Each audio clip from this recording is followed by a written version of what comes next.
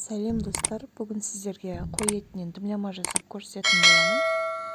Соңына дейін тамашалаңыздар. Бізге қажетті қой еті мен құйрық майы және капуста, пияз, чеснок, қызанақ, болгарский, сәбіз картошкамыз, дәмдеуіштеріміз керек болады. Дәміне қарай. Ең алдымен қызып тұрған қазанға құйрық майымызды саламыз. Сонан соң бетіне етімізді салатын боламыз. Барлығын видеодағындай жасап көрсеңіздер, өте дәмді шығады. Жасап көріңіздер. Егер ұнаған болса, лайк басып, комментария жазып қалдырыңыздар.